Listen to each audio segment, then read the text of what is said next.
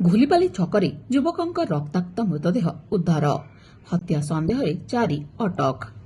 ବରଗଡ଼ ଜିଲ୍ଲା ଟାଉନ୍ ଥାନା ଅନ୍ତର୍ଗତ ଘୁଲିପାଲି ଅଞ୍ଚଳରେ ବିଳମ୍ବିତ ରାତିରେ ଏକ ଅଭାବନୀୟ ଘଟଣା ସାମ୍ନାକୁ ଆସିଛି।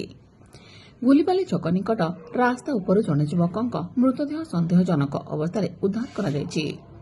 ମୃତକ ଜଣକ ସ୍ଥାନୀୟ ଘୁଲିପାଲିର ଚନ୍ଦନ ରାଉତ ବୋଲି ଚିହ୍ନଟ ହୋଇଛି।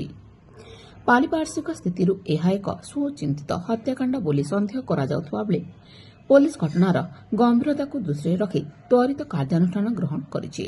ହତ୍ୟାକାଣ୍ଡରେ ସମ୍ପୃକ୍ତି ସନ୍ଦେହରେ ବରଗଡ଼ ଟାଉନ୍ ଥାନା ପୋଲିସ 4 ଜଣ ଯୁବକଙ୍କୁ ଅଟକ ରଖି ଜୋରଦାର ପଚରାଉଚରା ଚଳାଇଛି। ସୂଚନା ଅନୁଯାୟୀ ରାତିରେ ଘୁଲିପାଲି ଛକରେ ଚନ୍ଦନଙ୍କ ମୃତଦେହ ପଡ଼ିଥିବା ଦେଖି ସ୍ଥାନୀୟ ଲୋକେ ପୋଲିସକୁ ଖବର ଦେଇଥିଲେ। ଖବର ପାଇ ବରଗଡ଼ ଟାଉନ୍ ପୋଲିସ ତୁରନ୍ତ ଘଟଣାସ୍ଥଳରେ ପହଞ୍ଚି ଶବ ଜବତ କରିବା ସହ ତନାଘନା ଆରମ୍ଭ କରିଥିଲା।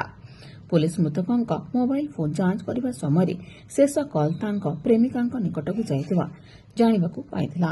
ପୋଲିସ ପ୍ରଥମେ ଉକ୍ତ ଯୁବତୀଙ୍କ ସହ ଯୋଗାଯୋଗ କରିଥିଲା ଏବଂ ପରେ ଯୁବତୀ ଜଣକ ଚନ୍ଦନଙ୍କ ପରିବାର ଲୋକଙ୍କୁ ଏହି ଦୁଃଖଦ ଘଟଣା ସମ୍ପର୍କରେ ଅବଗତ କରାଇଥିଲେ। ଅନ୍ୟପକ୍ଷରେ ମୃତକଙ୍କ ମା ଏହି ଘଟଣାକୁ ନେଇ ସଙ୍ଗୀନ ଅଭିଯୋଗ ଆଣିଛନ୍ତି।